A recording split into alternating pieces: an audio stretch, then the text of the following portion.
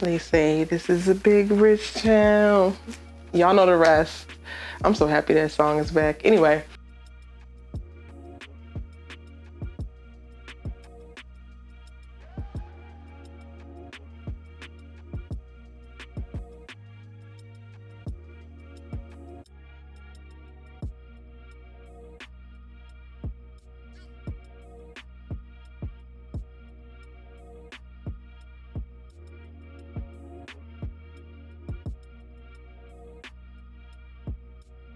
Tasha is sticking to her dumbass story about Tommy killing ghosts, and child, she is constantly laying landmines that she later on walks over and then blows her own shit up.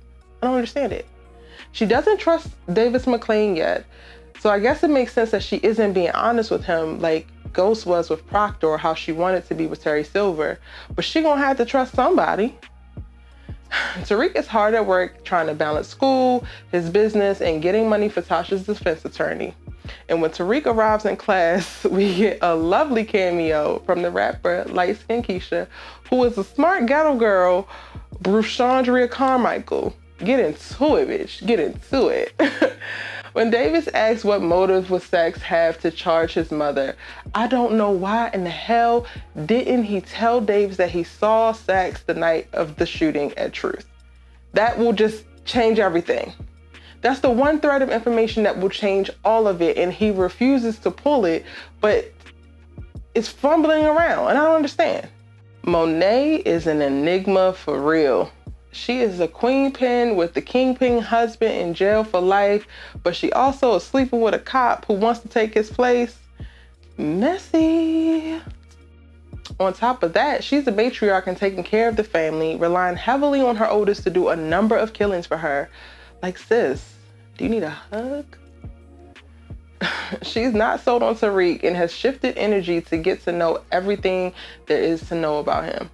There ain't much, child. But rightfully so. Tariq has a reason for getting close to the family, and we all are interested in knowing why. I know he needs drugs so that he can make money, but I feel like it's more than that. There is something off about Professor Milgram. She reads concerned, focused, and great at her job, but child, her interest in Tariq has gone into overdrive, and we only in episode 2. Not to mention, we learn that she is also a love sex addict who just backslid with Professor McManus, who was a huge trigger for her. Even more messy. Symbols of power, no character is as straightforward as they appear. There are complexities built into every personality, decision, and moral code that governs their individual decisions. The investigator working with Davis can see right through Tasha, and she wants him to jump ship because this is a no-win case. Pretty much. I feel you, girl.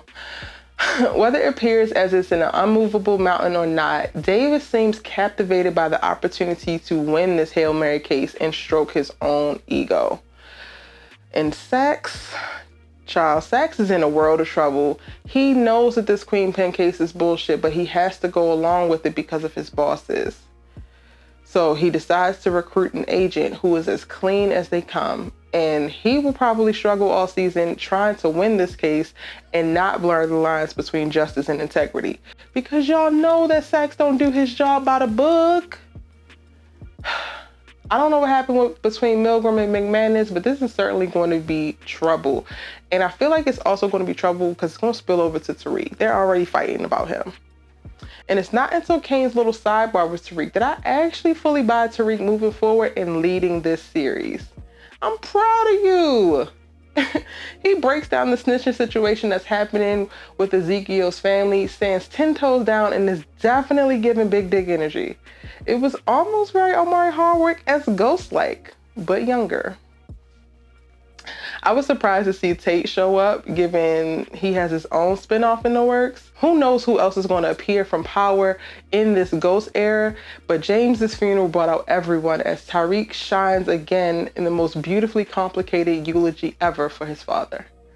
Throughout the episode, we see him grappling with the idea of the funeral and maybe even experiencing feelings of regret. As a matter of fact, Tasha sheds a single tear, and I would imagine she's struggling with some regret as well. With each episode, we learn more and more about the Tejada family and what they are capable of. Cain is killing another, and this time it's their red uncle. Not only does he kill him, but he also chops him up into little bitty pieces and makes his body disappear. So I'm gonna need everybody to just not mess with Cain, okay? In the season finale of Power, every major character was reckoning with how much better they felt their lives would be without Ghost. And with episode 2 of Powerbook 2, Ghost, we see that none of them are actually better off. Actually, they're just a lot deeper in mess and have no clear idea of how to get out of it. I bet y'all wish James was here now, huh? On the preview of the next episode, we see Tasha is going to make some moves in prison. Monet might not be as untouchable as she appears, and discovering that Tariq is dangerous. Tariq showed a lot of growth in this episode, and with his sidekick from Choke Braden, he is poised to start an organization again on campus, and this time make sure that it's bigger, better, and hopefully he will move differently and not get caught.